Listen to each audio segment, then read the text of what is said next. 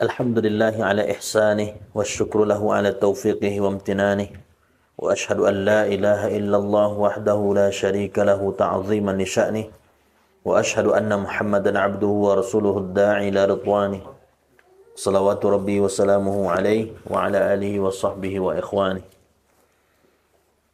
Pada pertemuan sebelumnya alhamdulillah kita sudah memulai kitabus shalah,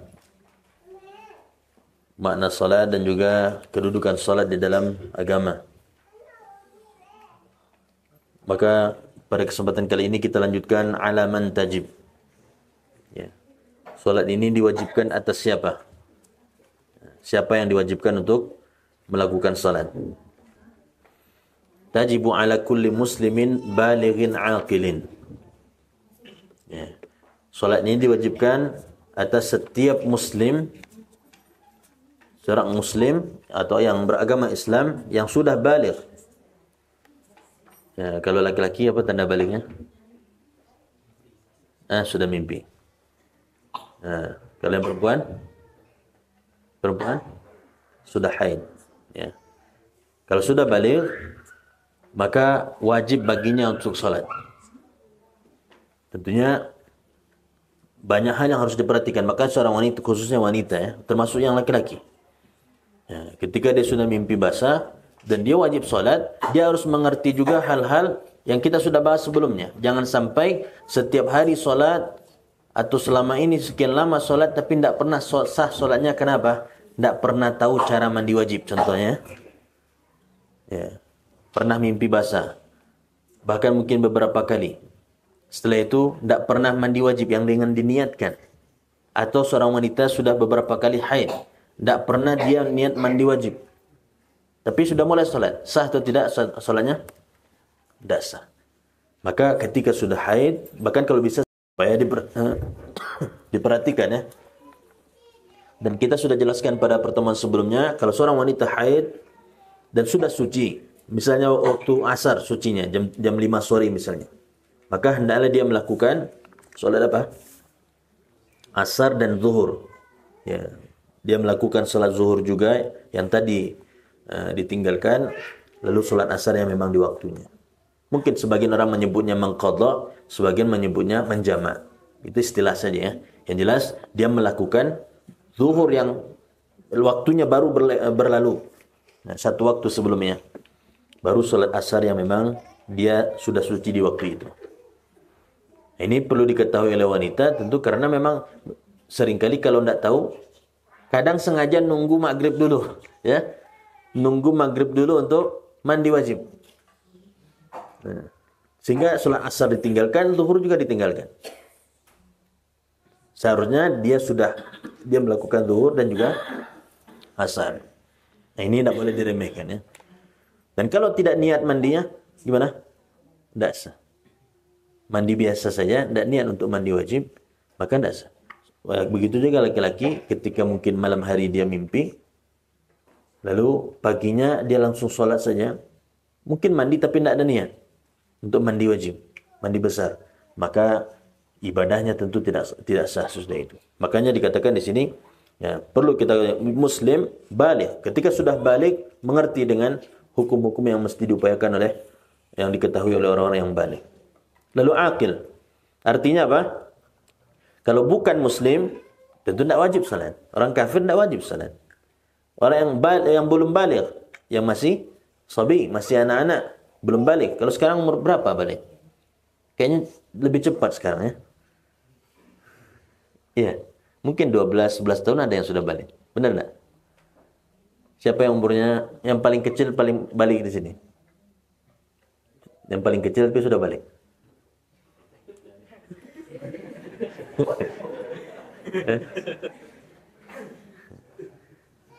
Wanita berapa paling kecil sudah haid? Ada yang 11, 12 tahun? Nah, sepertinya sekarang lebih awal. Wallahu a'lam. Yang jelas kalau memang dia sudah baligh, maka sudah wajib untuk melaksanakan salat. Begitu juga tidak wajib bagi orang yang tidak berakal. Sebagaimana hadis Nabi sallallahu alaihi wasallam, pengecualian dari yang tiga atau sebaliknya dari yang kewajiban tersebut, rufi'al qalamu an thalatha.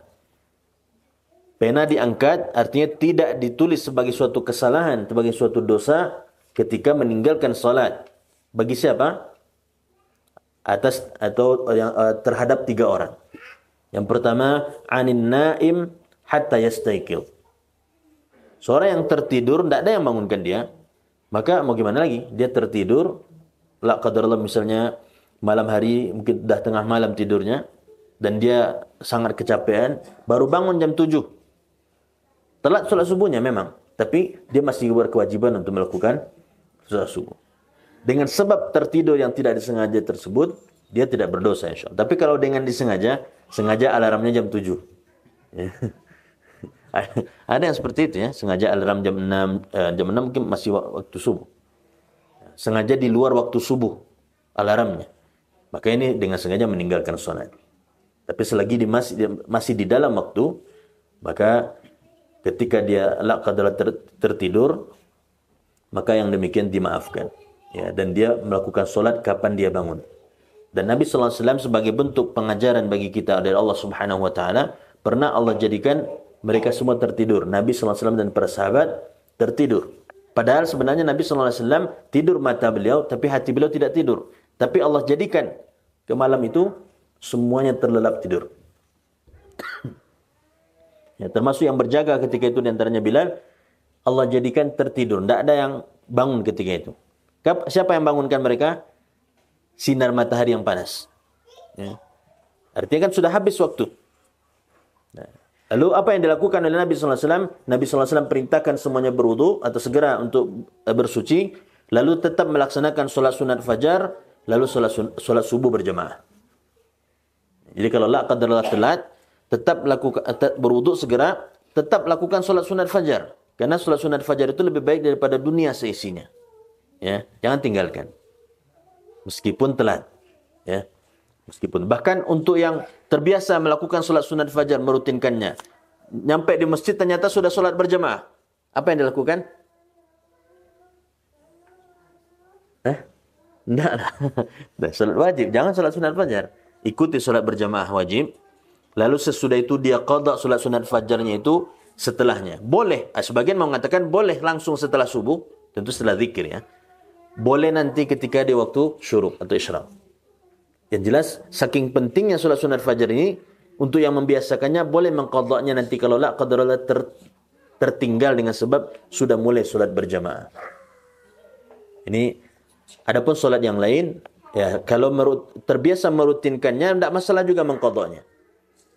Ya, sebagaimana Nabi sallallahu alaihi wasallam pun mengqada solat sunat ba'da zuhur karena sibuk membagikan zakat dan sebagainya, baru sempat melakukan solat sunat ba'da zuhur itu kapan? Ba'da asar. Beliau ganti ba'da asar. Meskipun di waktu yang haramkan. Ini dalam kondisi yang memang tidak disengaja. Mengqada boleh. Sebagaimana ba'da subuh tidak ada solat. Tapi untuk orang yang terbiasa melakukan solat sunat fajar boleh menggantinya. Nah, dengan sebab tertidur, maka jam berapapun bangun, solat. Kalau la qadarullah tertidur dari jam berapa? Mungkin jam 11 siang. Ya, tertidur, zuhur lewat, asar lewat, bangunnya pas maghrib. Boleh atau tidak? Apa yang dia lakukan? Dia qada ya. Dia ganti. Zuhur lakukan 4 rakaat, asar 4 rakaat, lalu maghrib. Tetap berurutan ya. Dia qada salat zuhur kecuali berjamaah. Tentunya dia lakukan berjamaah. Dia qada salat zuhur yang tertinggal, dia qada salat asar yang tertinggal, lalu melakukan salat maghrib karena tertidur. Ya, tertidur. Atau dengan sebab apa namanya? Biasanya tertidur bisa jadi karena minum obat, ya. Atau karena pingsan dan sebagainya sehingga terkena apa namanya dalam kondisi tertidur. Ini dimaafkan insyaallah. Tapi tetap dia melakukan salat, dia tetap menggantinya. Bukan dia tinggalkan, ya. Beda dengan wanita haid. Ya, beda dengan wanita haid yang memang kalau dia sudah haid tidak boleh melakukan salat dan tidak ada kewajiban untuk mengqada salat yang dia tinggalkan kecuali puasa. Tidak ada kewajiban mengqada kecuali yang tadi kita katakan kalau sudah suci ketika asar, salat apa yang dilakukan oleh wanita?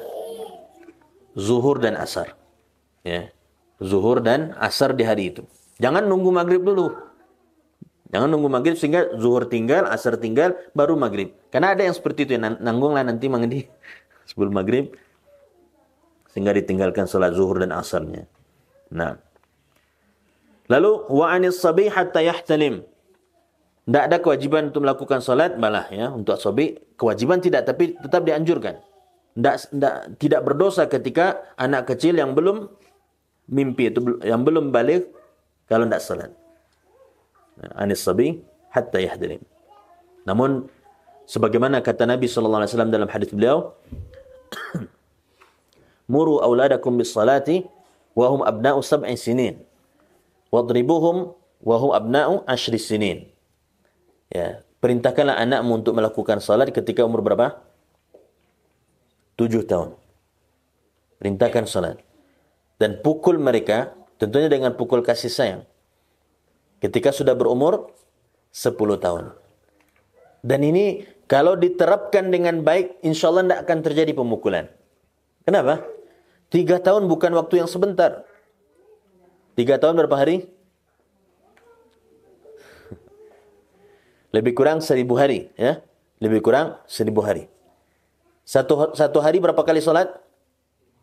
5 kali. Kalau sekiranya orang tua perintah 1 kali saja, fulan solat, tidak diulang kata-katanya, berarti setidaknya pernah terdengar di telinga anak tersebut 5.000 kali perintah solat. Ya kan? Kalau orang tuanya nyuruh. Cuma belakangan qadarullah orang tua agak cuek ya. Nauzubillah, mudah-mudahan di sini tidak. Coba ibu-ibu dan bapak-bapak yang punya anak umur 7 tahun, ya, suruh anaknya solat. Subuh bangunkan, zuhur ingatkan, dan seterusnya. Sampai nanti 3 tahun terus terdengar di telinganya perintah solat dan mereka melakukannya, mudah-mudahan jadi kebiasaan.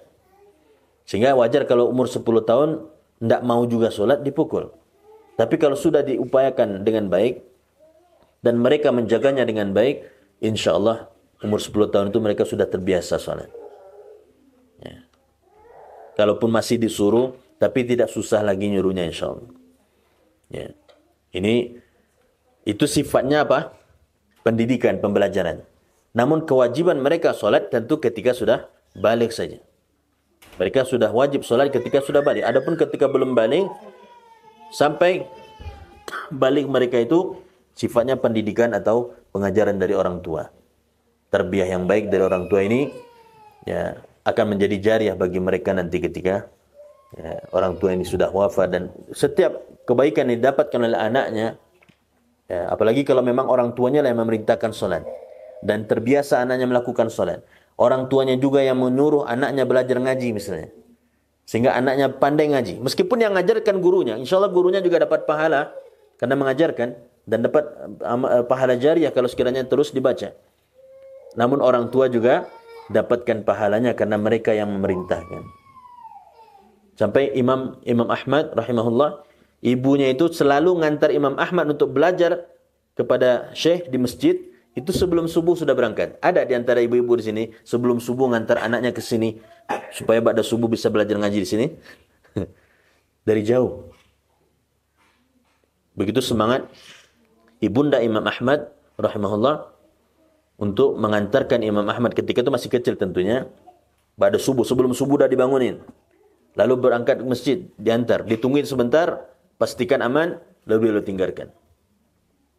Begitu setiap hari beliau lakukan. Dan biasanya memang dari perhatian yang seperti itu, seorang ibu yang sangat perhatian terhadap pendidikan anaknya dari kecil akan baik terhadap anaknya. Anaknya akan menjadi seorang yang saleh insyaAllah. Karena seringkali kalau sudah sampai pada tingkatan perhatian seperti itu, juga mendoakan. Ya, minimal doa baik dari orang tuanya atau dari ibu ini kepada anaknya. Ya. Dan jauhi kata-kata yang isinya doa keburukan untuk anak-anak. Ya, jauhi orang tua berdoa untuk keburukan anaknya. Itu yang kedua. Maka seorang yang masih bayi atau masih kecil di bawah belum balik, pada hakikatnya mereka ketika meninggalkan salat, ya mereka tidak berdosa. Namun mereka diingatkan, diajarkan untuk melakukan salat. Wa anil majnun hatta yakin. Begitu juga orang yang gila. Kalau yang gila dari kecil tentu Allah ya, itu urusan beliau dengan Allah Subhanahu wa taala nanti. Namun kalau sekiranya la qadarullah bisa jadi dengan sebab sihir misalnya, ya ada ya sihir yang sampai menjadikan seseorang gila, wal iyadzubillah. Ya, sehingga bisa jadi dia gila selama 1, 2 sebulan, 2 bulan, 3 bulan dan seterusnya. Maka selama itu dia tinggalkan salat, mau gimana lagi dia tidak di luar kekuasaannya. Anda punya teman. Anda tidak ketemu langsung, tapi dapat cerita lagi dari teman yang ketemu langsung. Nah, ini pentingnya untuk selalu menjaga zikir pagi, zikir sore ya. Selalu mohon perlindungan kepada Allah Subhanahu wa taala. Teman ini ingin melanjutkan sekolahnya ke Mesir. Dan dia sudah bawa uangnya untuk berangkat ke Jakarta dari Magelang ya. Waktu itu masih 8 juta lah biaya lebih kurang. 2005 atau 2006 ya. Sekitar 8 juta besar itu ketika itu ya. Dia berangkat dari Magelang menuju ke Jakarta persiapan. Karena biasanya kalau ke Mesir itu di bawah Kementerian Agama ya, pengurusannya. Naik mobil, mungkin ketika di atas bus itu ada obrolan dengan seseorang yang mencoba untuk menyihirnya. Mungkin hanya dengan ditepuk punggungnya atau disalami dan sebagainya, sehingga sudah bisa diatur, sudah bisa dikondisikan. Semua barangnya diambil, dan dia ketika di terminal turun dari mobil dan keluar, sejak itu dia tidak jelas mengapain. Seperti orang gila. Sampai berbulan-bulan dan betul-betul seperti orang gila. Karena pakaian tidak ganti-ganti. Tidak mandi-mandi, tidak ganti-ganti pakaiannya. Nah, kebetulan ya namanya teman, ketemu, lihat kok mirip, sepertinya teman kenal gitu ya. Lalu dicoba cari itu, karena bisa dikatakan tidak diragukan lagi, sangat persis sekali. Nah, dicoba ruqyah, diruqyah, dan alhamdulillah sembuh. Dan baru diceritakan kisah tadi itu dari apa yang sampaikan. Ini padahal kalau dikatakan dia seorang santri. Namun kalau santri tidak membiasakan mohon kepada Allah Subhanahu wa taala penjagaan pun, ya siapapun itu ya. Jangan santri ustaz pun bisa. Ya, kena madarat kalau sekiranya tidak mendapatkan perlindungan dari Allah Subhanahu wa taala. Maka setiap hari kita mohon perlindungan kepada Allah Subhanahu wa taala. Jangan sampai kita dapat madarat. Makanya Nabi sallallahu alaihi wasallam mengajarkan di antaranya doa apa? Keluar rumah saja baca doa apa? Bismillah. Tawakkaltu 'ala Allah la haula wala quwwata illa billah. Apa lagi? Satu doa lagi. Ketika keluar rumah.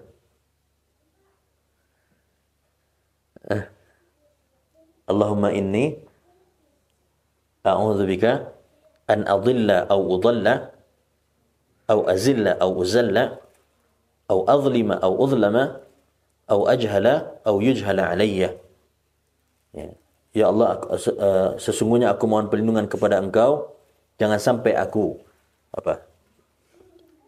menggelincirkan, maksudnya jangan sampai aku menyesatkan orang lain, jangan sampai aku disesatkan. Jangan sampai aku menggelincirkan orang lain, menyimpai orang lain gitu ya. Atau disimpai oleh orang lain, atau digelincirkan oleh orang lain. Jangan sampai aku menzalimi, jangan sampai dizalimi. Jangan sampai membodohi orang lain, jangan sampai juga dibodoh-bodohi. Mohon perlindungan kepada Allah Subhanahu wa taala, karena kita tidak tahu kondisi di luar seperti apa dari rumah kita. Nah, tambah lagi zikir pagi, zikir sore, di mana kita di sana kita mohon perlindungan kepada Allah. Namun kalau la qadarallah seseorang yang memang kalau dari kecilnya atau dari sebelum balingnya sudah gila, Allah Maha tahu tentang apa yang mesti dia dapatkan nanti di akhirat. Namun kalau sekiranya dalam hal ini dia gilanya di tengah atau mungkin ketika sudah dewasa, wallahu alam, mungkin yang dihitung adalah sampai ketika sebelum gila. Adapun setelah gilanya itu urusan dia dengan Allah Subhanahu wa taala, karena Allah lebih tahu yang bagaimana menyikapi orang yang seperti itu. Nah, namun kita mohon perlindungan jangan sampai seperti itu. Termasuk juga pikun. Makanya dalam zikir pagi kan ada mohon perlindungan, jangan sampai kita termasuk yang nanti di masa tua pikun. Ketika disebut keburukan masa tua, di antara maknanya adalah pikun. apa doa isinya? Asbahna wa asbahal mulku lillahi walhamdulillah la ilaha illallah wa la syarika lahu lahul mulku wal hamdu wa la kulli syai'in qadir. Rabbi as'aluka khaira ma fi wa a'udzubika min syarri ma fi hadzal yamin syarri ma ba'da. Rabbi a'udzubika minal kasal wa su'il kibar. Ya. Mohon perlindungan kepada Allah dari buruknya hari tua. Di antara bentuk buruknya hari tua di antaranya ya, adalah apa? Pikun ketika di mana sikap kita seperti anak kecil. Bahkan lebih parah mungkin. Kalau anak kecil orang masih memaklumi lah ya. Berbuat sesuatu yang aneh-aneh masih dimaklumi. Tapi kalau dewasa melakukan perbuatan yang dia di luar nalarnya atau kemampuan dia untuk mengendalikan dirinya, tentu ini sesuatu yang tidak. Bukan berarti kondisi seperti itu sudah buruk seburuk-buruknya, tidak. Ya. Namun kita mohon perlindungan kepada Allah Subhanahu wa taala, dan Nabi sallallahu alaihi wasallam pun bermohon kepada Allah dari yang seperti itu. Dan di antara upaya supaya tidak pikun apa? Banyak baca Quran. Ya. Di orang Selungkang itu ada, tapi di Jakarta ya. Rahimahullah sudah wafat. Wafat ketika umur 90-an. Beliau terbiasa baca Quran. Sering baca Quran. Kalau baca Quran tidak butuh kacamata sama sekali. Tapi kalau baca yang lain atau lihat yang lain butuh kacamata. Pas giliran baca Quran dia harus buka kacamata. Sampai umur 90-an itu Allah berikan ya jauh dari pikun, jauh dari lupa yang sebagaimana orang-orang tua sudah banyak lupa. Adapun lemah pastinya ya. Karena ternyata beliau terbiasa membaca Al-Quranul Karim. Ini suatu kebaikan yang diupayakan. Kondisi tiga yang dimaklumi ketika la qadarullah terjadi, itu adalah pada saat tertidur, maka ibadah yang tertinggal ya, diganti ketika sudah bangun. Begitu juga anak-anak yang masih kecil yang belum balik, dan dari orang-orang yang al-majnun, yang gila sampai dia berakal. Nah, termasuk juga dalam hal ini yang mungkin mabuk atau hilang ingatan. Ada kondisi di mana seseorang itu hilang ingatan. Maka selama hilang ingatan tentu tidak ada kewajiban untuk dia melakukan ibadah. Namun kalau setelah itu dia siuman, ketika itu dia menggantinya. Nah, adapun haid sebagaimana kita katakan itu sudah menjadi rutinitas wanita, artinya setiap bulan yang akan dia temukan, maka tidak ada pengganti, tidak diwajibkan untuk menggantinya. Tidak ada kecuali puasa. Nah, puasa juga karena tidak setiap bulan, hanya di bulan Ramadan. Nah, berkenaan dengan keutamaan puasa juga, keutamaan salat juga, Nabi SAW katakan sebagaimana hadis kita sebutkan tadi, muru auladakum bis-shalah wa hum abna'u sab'i sinin, wadribuhum 'alaiha wa hum abna' 10 sinin. Wa farriqu bainahum fil madaji'. Perintahkanlah anak kalian ketika sudah berumur 7 tahun untuk salat. Kalau sudah 7 tahun salat, fulan salat. Kalau sekiranya satu kali saya sudah sampai 5.000 kali mereka dengar selama 3 tahun itu, insyaallah akan membekas di hatinya perintah tersebut. Kalau 10 tahun tidak juga, maka boleh dipukul dengan pukulan kasih sayang. Kalau sudah 10 tahun, di samping boleh dipukul kalau tidak mau salat, wa farriqu bainahum fil madaji'. Tempat tidur mereka sudah dipisahkan. Jangankan antara laki-laki dengan perempuan, yang laki-laki pun jangan berdekatan. Makanya di pondok pun tetap dipisah. Ya kan? Kasurnya tidak satu kasur berdua. Tetap satu kasur sendiri-sendiri dan ada jarak. Di rumah juga demikian. Jangankan antara yang laki-laki dengan perempuan. Kalau laki-laki dengan perempuan, pisahkan kamarnya. Adapun laki-laki dengan laki-laki, pisahkan ranjangnya atau tempat tidurnya. Ini ketika sudah berumur 10 tahun yang seperti itu diupayakan. Jangan lupa yang laki-laki dan perempuan pisahkan kamarnya. Memang tidak satu kamar. Adapun yang laki-laki dengan laki-laki pisahkan dalam kasurnya atau ranjangnya. Nah, ini berkenaan dengan kewajiban salat. Lalu selanjutnya berkenaan dengan waktu. Ini dalam hadis yang disebutkan cukup panjang, di mana menceritakan Nabi sallallahu alaihi wasallam ketika awal perintah solat, sesudah belum menerima perintah solat, langsung menerimanya di mana? Di Sidratul Muntaha ketika Mi'raj. Yang ada baru perintah melakukan solat 5 waktu. Tapi kapan waktunya kan ketika itu belum diinfokan. Maka datanglah di hari pertama Jibril datang di waktu awal subuh, gitu ya. Kalau kita boleh biar mudah memahami, kita sebutkan jamnya lah di sini. Subuh jam berapa di sini? Waktu beda-beda ya. Kalau Muhammadiyah 5 5.16 atau 17 gitu. Kalau yang lain 57 5.57 atau 8. Itu. Sini yang mana, Ustaz? 5.8 ya. Ada sisi baiknya yang ikut Muhammadiyah karena sebagian mengatakan waktu subuh kita itu agak cepat. Kecuali memang pondok membiasakan antara azan dengan iqamah sekitar 20 menit sampai setengah jam. Nah, sehingga tidak masalahnya seperti itu. Karena sudah pasti berada dalam waktu subuh kita sholatnya. Baik, anggap 5:10 itu ya. Berarti di hari pertama pada saat jam 5:10 datang untuk mengabarkan kepada Nabi Muhammad SAW, sekarang sholatlah. Sholat 2 rakaat. Lalu datang di waktu zuhur. Jam berapa jamnya? 12:32 atau 3:30. 12:30. Jam 12:30 datang, sekarang sholat. Sholat zuhur. Waktu asar jam berapa? 15:50. Tinggal gitu ya. 15:50 jam segitu datang solat. Perintahkan untuk melakukan solat asar. Maghrib juga di waktu awal maghrib. Isya juga demikian. Di hari kedua datangnya berbeda. Datang kira-kira satu rakaat solat berapa menit? Kalau kita cepat.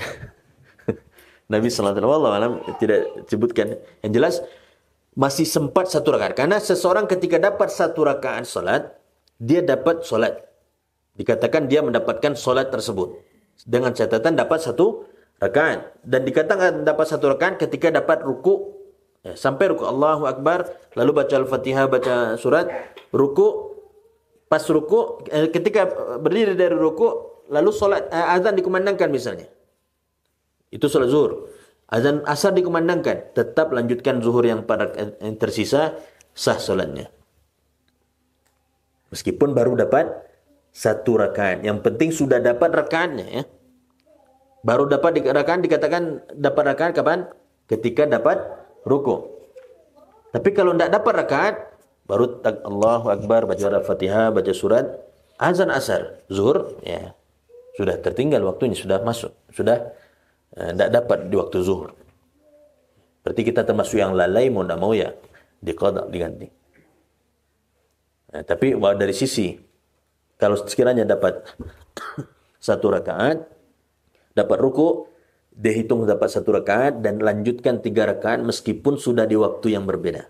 Ya, waktunya sudah asar. Nah, begitu yang diupayakan pada hari yang kedua datang kira-kira sempat melakukannya satu rakaat di akhir waktu. Di akhir waktu berarti lebih kurang syuruk jam berapa? Waktu syuruk? Waktu terbit matahari jam berapa? 26. Mungkin ya, jam 6:27, 24, 25, 23 lah gitu ya. Perintahkan solat. Ini solat lah. Sehingga minimal dapat satu rakaat. Dapat satu rakaat itulah dikatakan sudah dapat untuk melanjutkan solat. Nah, lalu setelah itu dikatakan oleh Jibril, solatlah kamu di antara 2 waktu ini. Ya. Solat di antara 2 waktu tersebut.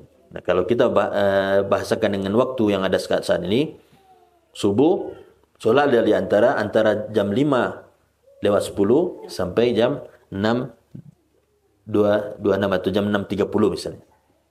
Adapun di luar itu berarti bukan lagi waktu subuh. Zuhur juga demikian. Solatlah dari jam sekian sampai jam sekian saja. Jangan sampai lebih, gitu ya. Adapun di sini Nabi SAW lebih menjelaskan dari sisi kondisi matahari. Masih ada yang ahli melihat matahari? Matahari sudah tergelincir, matahari sudah ini. Ada yang masih bisa lihat? Anda tidak pandai. Ada Ustaz, pandai Ustaz? Orang dulu melihat dengan matahari. Kok bisa diperkirakan? Oh, kok jam 11 siang lah. Jam 1. Dengan melihat kondisi matahari. Ya, sehingga ini sudah masuk waktu asar. Ini sudah masuk waktu maghrib. Karena mereka memang dari awal dijelaskan kondisinya. Ketika subuh masuk seperti apa kondisi langit. Ketika zuhur seperti apa. Ketika asar dan seterusnya seperti apa. Sehingga itu yang lebih banyak dijelaskan dalam kitab-kitab fikih. Supaya kita jangan sampai solat bukan pada waktunya. Gitu ya. Adapun saat ini jarang orang yang menggunakan waktu ini. Lebih kepada yang sudah menjadi yang sudah dihitung oleh siapa? Apa? Ahli hisab ya? Ahli hisab. Tapi wallahu alam berkenaan dengan waktu subuh mungkin yang lebih kuat yang dihitung oleh NASA ya, sepertinya. NASA karena seringkali waktu ketika subuh yang kita pakai itu belum terbit fajar. Fajar Shadiq belum terbit gitu. Belum muncul, masih gelap.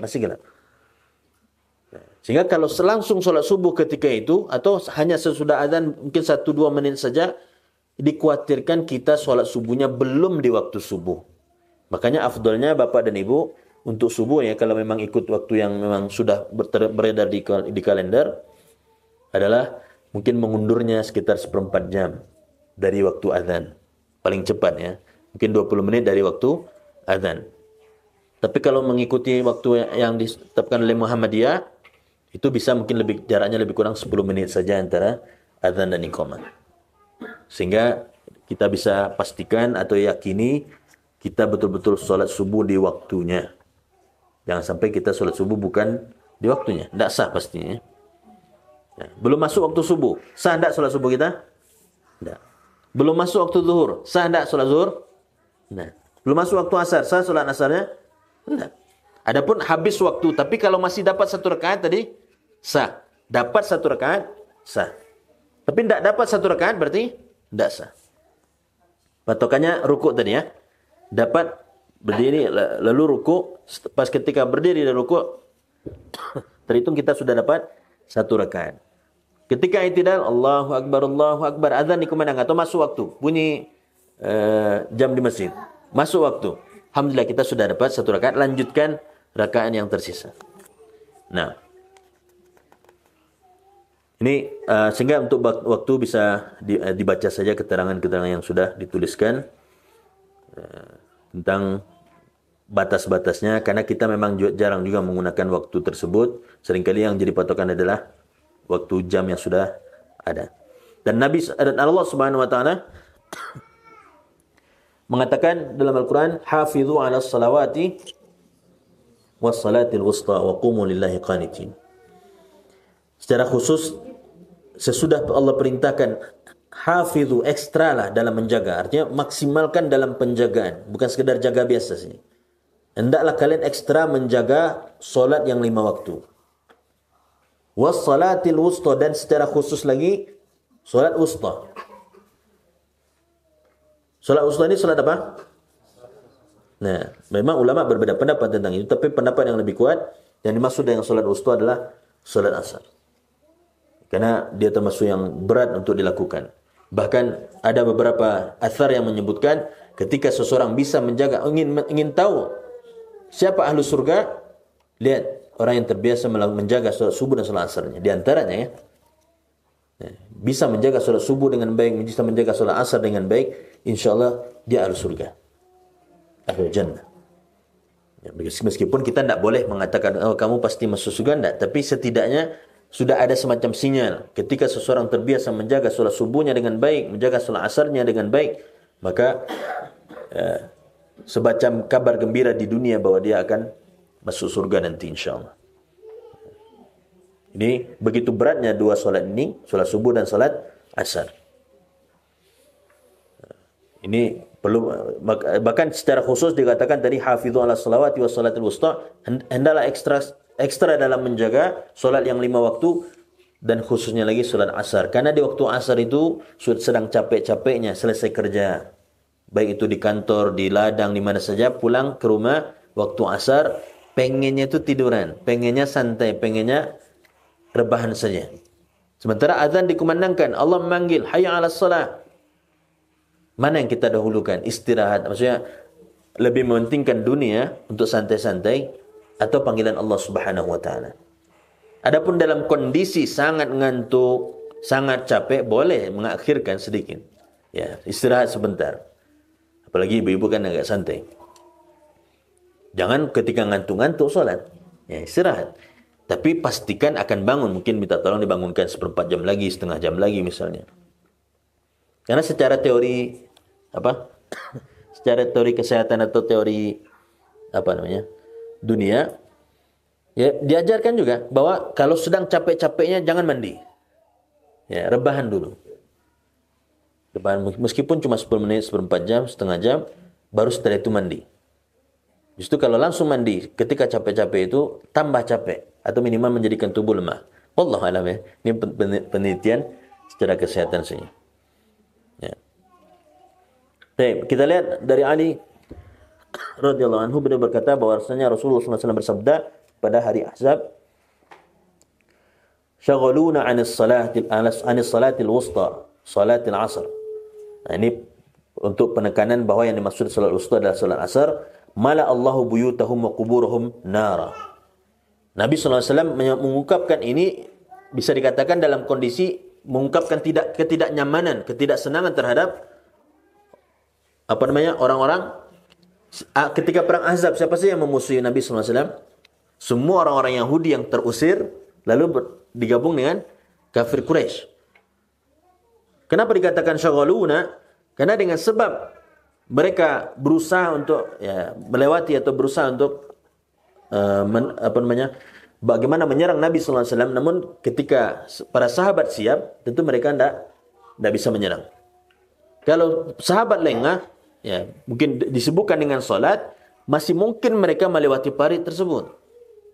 Sehingga mau tidak mau perlu ada penjagaan ekstra. Sehingga butuh waktu, terkesan ketika itu agak terganggu waktu untuk melakukan salat.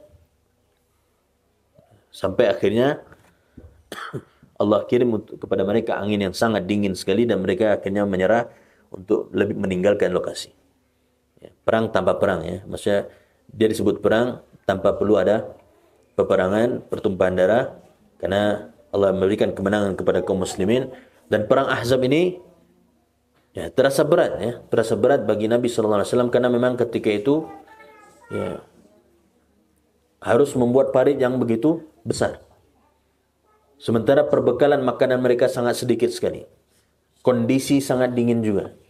Kalau dingin biasanya apa? Lapar. Ya.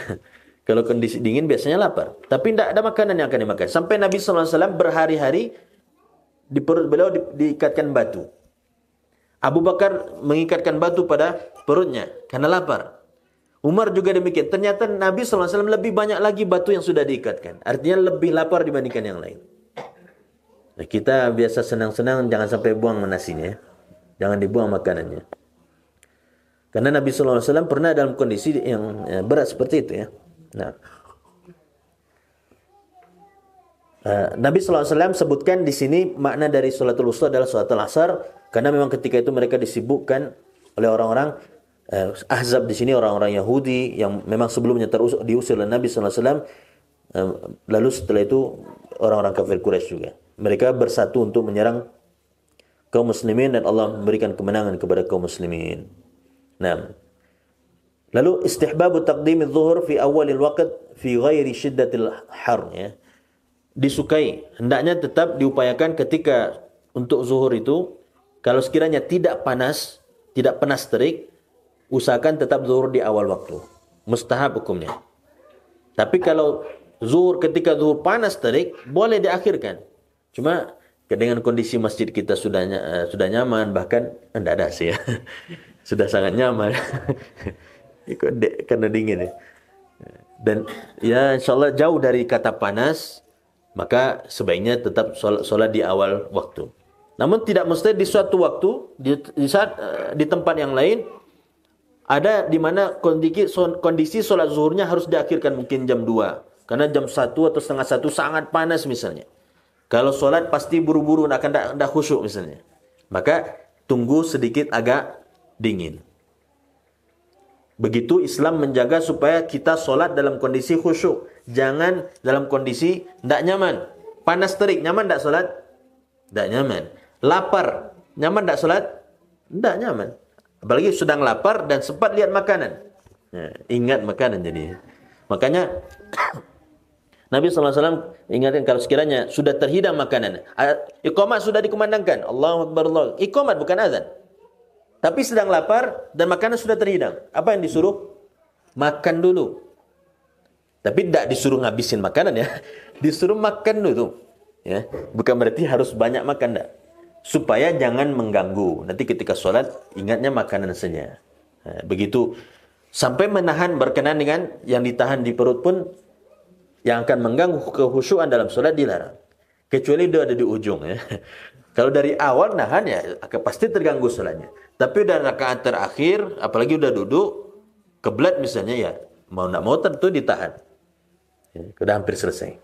Insya Allah, kalaupun terganggu sedikit kekhusyukan. Kalau dari awal betul-betul terganggu, mending batalkan sholat, segera buang air.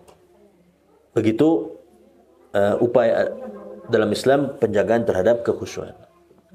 Afwan, karena tidak bunyi. Azan dulu. Sudah masuk. Kita lanjutkan. Pertama, disukai atau mustahab hukumnya untuk tetap melakukan sholat zuhur di awal waktu dengan catatan dalam kondisi tidak panas terik ya. Sebaliknya tentu mustahab hukumnya, artinya kebalikan dari yang tadi, mustahab hukumnya lebih disukai justru mengakhirkan zuhur sampai kondisi agak dingin, tidak panas terik pada saat ya panas yang sangat terik sekali. Patokannya berarti waktu zuhur masuk. Ya, kalau masuk jam setengah 1 ternyata masih panas terik, maka mungkin diundurlah jadi jam 1. Supaya nanti ketika sholat kita tetap khusyuk.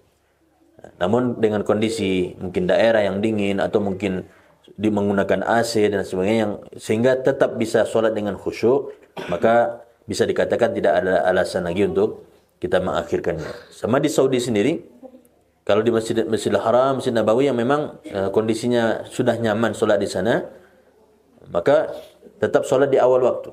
Namun mungkin ada masjid di mana AC-nya tidak maksimal, tetap saja agak panas misalnya. Maka biasanya mereka mengakhirkan untuk sholat zuhurnya. Nah, dari Abu Hurairah radhiyallahu anhu bahwasanya Nabi sallallahu alaihi wasallam bersabda, "Idza ishtaddal harru fa abridu bis shalah." Kalau sekiranya panas sangat syadid, sangat terik, maka kondisikan sholat pada saat sudah dingin. Ya, jangan pada saat panas terik tersebut sholatnya. Ya, begitu penjagaan terhadap kekhusyuan di dalam sholat, jangan sampai kita tidak khusyuk dalam sholat dengan sebab panas. Sama halnya antum yang terbiasa tidak bisa panas. Sekarang biasa dingin nih. Pulang ke rumah ngaruh dah. Biasanya ngaruh ya. Orang Alan Panjang kalau sudah biasa tinggal di Solo, dia tidak biasa dingin lagi. Benar enggak? Ada ya. Dia, kalau sudah lama di luar, pas balik atau pulang ke Alan Panjang untuk sehari 2 hari, sepekan 2 pekan itu udah mulai flu-flu. Karena dia tidak kuat lagi dingin ya. Benar ya?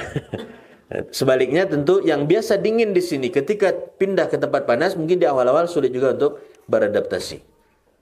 Sehingga terbiasa dingin salat, lalu tiba-tiba berada di masjid yang panas. Maka sebelum mulai salat kondisikan dulu, jangan sampai ketika salat kasak kusuk. Ya, mungkin kipas angin diupayakan atau nyalakan AC atau tunggu agak reda sedikit panasnya. Itu maksudnya. Jadi kondisikan sholat dalam tetap khusyuk, jangan sampai kita tidak nyaman dengan sebab panas terik tadi. Fa inna shiddatal har min fihi jahannam. Karena panas yang terik itu dari apa? Dia sebenarnya hawa jahannam yang sampai ke dunia. Untungnya jaraknya jauh. Panasnya segitu saja. Kalau sekiranya dekat enggak sanggup ini. Satu titik sejadi, dan itu pun sudah dicuci berkali-kali, dibuang ke bumi ini dari bara neraka, ini saya akan hancur bumi ini sekalian. Nah, itu min fihi jahannam saja, dari panasnya jahannam sedang menggelegak gitu ya, panasnya. Api menggelegak juga namanya. Kalau air menggelegak, api membara. Membara. Ketika api di sana sedang membara atau sedang bergejolak, sedang panasnya, itu terkadang panasnya itu sampai ke bumi. Ya, dan memang itu panas jahannam. Nabi SAW menginfokan, sesekali panas jahannam itu sampai ke bumi, sehingga terasa sangat panas terik sekali. Apalagi kalau memang berada di daerah yang betul-betul panas ya. Kayak di India, kalau orang kaya alhamdulillah ada AC. Di Kuwait pun, Kuwait ya kalau salah, itu panasnya terik. Namun mereka rata-rata kan kaya raya. Masuk rumah ber-AC, pindah ke mobil AC, kantor AC, jadi masih tenang. Tapi kalau di India, sebagian mereka mungkin hidupnya miskin, bahkan banyak yang miskin, sehingga tidak sedikit yang mati dengan sebab panas terik itu. Kalau di Saudi masih 40 derajat. Masih 40 sampai 50, di bawah 50 lah ya. Tapi kalau di India sampai 50 derajat. Kuwait pun kalau tidak salah pernah juga sampai 50 derajat. Sini 10. Beruntung, bersyukur kepada Allah Subhanahu wa taala tidak diberikan panas seperti itu. Nah, lalu mustahab hukumnya at-tabkir bil asar. Untuk salat asar mustahab hukumnya disukai untuk menyegerakannya, sebagaimana hadis dari Anas bin Malik radhiyallahu anhu, anna Rasulullah sallallahu alaihi wasallam kana yusalli al-asar wa syamsu murtafi'ah hayyah. Di sini secara umum Rasulullah SAW jelaskan tentang ketika waktu asar sudah masuk, maka pastinya tetap salat sunat. Salat sunat asar berapa dianjurkan? 4, afdalnya 4 rakaat ya. Afdalnya 4 rakaat. Bahkan surga, semacam jaminan surga atau jauh dari neraka ketika merutinkan atau membiasakan 4 rakaat sebelum asar. Tapi memang berat ya.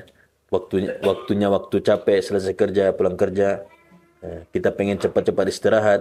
Tapi beribadah di waktu itu keutamanya sangat besar.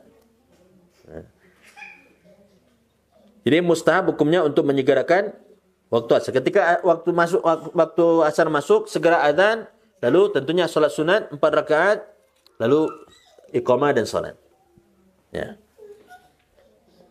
Lalu ini untuk khusus asar ya. Dikatakan demikian. Ithmu man fatathu salatu asar.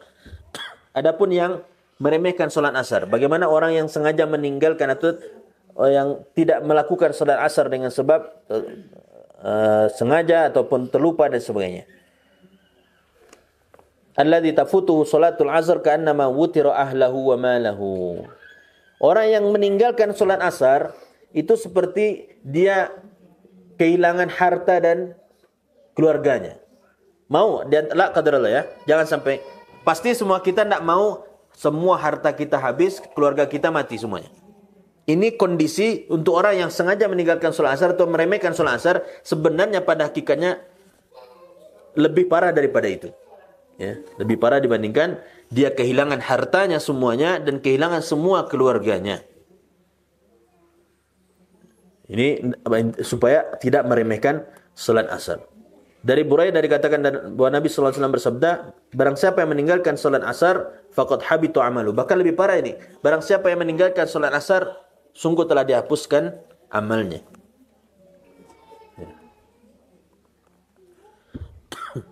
Dan yang di sini sahih. Tentunya dihapus di sini bukan dihapuskan semua amalnya sebagaimana dosa syirik, tidak ya. Tapi wallahu alam, setidaknya dengan sengaja dia meninggalkan salat asar, apakah amal pada hari itu dihapuskan atau dianggap tidak ada beramal sama sekali pada hari itu. Ini begitu beratnya kita meninggalkan salat asar. Maka jangan pernah meremehkannya, karena ini sangat penting sekali. Yang bisa menjaganya dengan baik, insyaAllah salat yang lain bisa terjaga dengan baik. Lalu bagaimana biasa mengakhirkan salat, ya, yang biasa mengakhirkan salat sampai dah dekat waktu maghrib. Sengaja tapi. Ada enggak yang seperti itu? Sengaja melakukan salat asar dah dekat-dekat maghrib, tapi dengan memang dengan kebiasaan dia. Kata Nabi sallallahu alaihi wasallam, "Tilka salatul munafiq." Yang seperti itu salatnya siapa? Orang munafik. Nauzubillah ya. Artinya jangan kita dicap sebagai seorang munafik ketika terbiasa mengakhirkan salat asar. Ini mengakhirkan. Tetap dia melakukan salat tapi diakhirkan. Maka dicap sebagai seorang munafik. Wal iyad billah. Nah. Lalu mustahab juga hukumnya ta'jil maghrib wa karahatu ta'khirha. Mustahab hukumnya untuk kita menyegerakan salat maghrib karena waktu maghrib itu pendek, tidak panjang. Ya, maka segera azan dikumandangkan, lalu bagi yang mau melaksanakan salat sunat 2 rakaat boleh sebagaimana hadis Nabi sallallahu alaihi wasallam, "Shalli qabla al-maghrib rak'atain, shalli qabla al-maghrib rak'atain, shalli qabla al-maghrib rak'atain liman syaa." Salatlah kamu 2 rakaat sebelum maghrib, salatlah kamu 2 rakaat sebelum maghrib, salatlah kamu 2 rakaat sebelum maghrib bagi yang mau. Ya, artinya tidak sampai kepada ditekankan betul tak. Bagi yang mau. Tapi kalau memang baru masuk masjid dan orang sedang salat sunat atau belum melakukan salat berjamaah, ya kita salat sunat tahiyatul masjid. Nah, adapun dalil salat qabla isya apa? Sifatnya umum. Kata Nabi sallallahu alaihi wasallam, "Baina kulli adzanaini salatun, baina kulli adzanaini salatun." Antara 2 azan itu ada salat sunat. Maksudnya azan antara azan dan iqamah itu ada salat sunat. Sehingga dengan dalil ini antara sesudah azan isya pun ada salat sunat sebelum salat isya. Gitu ya. Namun tidak terlalu ditekankan. Adapun yang ditekankan 12 rakaat apa aja itu? 2 rakaat sebelum subuh, 4 sebelum zuhur, 2 sesudah zuhur, lalu 2 setelah maghrib dan 2 setelah isya. Namun termasuk yang punya keutamaan tambahannya ya, itu 2, berarti tambahan menjadi 4 setelah zuhur, 4 sebelum asar tadi. Nah, jadi mustahab hukumnya untuk menyegerakan salat maghrib dan makruh hukumnya tidak disukai ketika sengaja mengakhirkan salat maghrib. Nah, lalu mustahab juga hukumnya takhirul isya. Beda dengan salat isya. Salat isya mustahab hukumnya diakhirkan. Tapi dengan catatan tidak menyulitkan. Ini biasanya selain santri ada salat berjamaah yang masyarakat awam. Selain santri ada juga. Nah, kalau sekiranya santri saja yang salat di sini boleh mungkin mengakhirkan salat isyanya jam 9, ya, jam 10. Tapi santri saja. Kalau sekiranya dengan jamaah yang lain tentu ya tetap di waktu yang biasa. Ya, karena termasuk waktu afdal mengakhirkan isya. Tapi dengan catatan tidak menyulitkan. Tidak menyulitkan. Kalau menyulitkan maka tetap lakukan di awal waktu saja. Nah. Tapi jangan lupa waktu isya juga hanya sampai apa? Nah, waktu isya sampai kapan? Hah? Pertengahan malam ya. Jadi adapun kalau la qadarullah tertidur betul-betul dalam kondisi tidak sadarkan diri dan sebagainya, ya menjelang subuh sifatnya mengganti yang tertinggal tadi. Tapi sengaja tidur dulu waktu isya sudah masuk. Besok sajalah menjelang subuh, tidak boleh. Disengajakan pengen bangun nanti jam 3, jam 4 untuk salat isya, maka tidak dibolehkan. Tapi kalau la qadarullah mungkin pada maghrib sangat capek, ketiduran, baru bangun jam 2, jam 3, ya mau gimana lagi? Ya, ketika itu dia salat isya. Namun kalau sengaja mengakhirkan cukup sampai muntasafil lail, sampai pertengahan malam. Ya, adapun pertengahan malam berbeda-beda tentu waktu tergantung isya dan subuhnya. Nah. Lalu makruh hukumnya an-naum, tidur sebelum isya, sebelum antara maghrib dengan isya itu, wal hadits ba'daha li ghairi maslahat. Tidak disukai juga banyak ngobrol sesudah isya kecuali untuk maslahat. Ya. Untuk maslahat, ya maka tidak mengapa ngobrol pada isya. Adapun kalau tidak demikian, mungkin disibukkan dengan yang bermanfaat atau istirahat segera. Nah, karena Nabi sallallahu alaihi wasallam yakrahun naum qabla al-isya, tidak suka ya. Makruh, tidak menyukai tidur sebelum isya dan tidak menyukai ngobrol ba'da isya. Lalu mustahab hukumnya at-tabkir bis-subh fi awal waqtiha wa huwa at-taqdis. Mustahab hukumnya untuk menyegerakan waktu subuh. Memang di awal waktu subuh tapi ya. Adapun karena kita tidak bisa memastikan waktu subuh sudah masuk, betul-betul sudah terbit fajar shadiq apa belum gitu ya. Terjadi perbedaan dalam menghitung waktunya. Perbedaan itu lumayan. Ada yang mengatakan perbedaannya 10 menit. Ada yang mengatakan 20 menit malah. Ma'ammannya ambil yang 10 menit ini. Undur 10 menit dari waktu yang sudah ditetapkan. Lalu tambahkan 10 menit untuk persiapan sholat sunnah dan sebagainya. Sehingga dipastikan betul-betul kita sholat subuh di waktunya. Terutama ibu-ibu di rumah. Jangan ketika azan dikumandangkan langsung sholat. Sempatkan sholat sunnah dulu. Lalu tunggu mungkin baca Quran, zikir dan sebagainya. Seperempat jam atau 20 menit sesudah azan tadi. Baru sholat subuh. Bisa dikatakan itu betul-betul sudah di waktunya. Tapi kalau tadi pas azan dikumandangkan, langsung sholat sunat dan langsung sholat subuh, belum dipastikan waktu subuh sudah masuk. Nah, memang dianjurkan di awal waktu, cuma kan qadarullah kondisinya di kita tidak bisa memastikan waktu subuh sudah pas apa belum. Amannya undur sampai 15 atau 20 menit. Ya. Kalau yang di masjid ya ikut tentunya dengan jamaah di masjid. Ada yang bisa melihat fajar shadiq atau apa? Tidak ada. Setidaknya kalau terbiasa melihat, kan bisa dilihat ke langit. Nah, kalau memang bisa melihat, sehingga bisa memastikan waktu subuh memang sudah masuk. Sehingga sah sholat subuh ketika dilakukan sesudah itu. Kalau belum masuk waktu subuh, tentu tidak sah. Ya. Lalu mata mudrik yakunu mudrikan liwaqat yang kita bahas tadi, seseorang dikatakan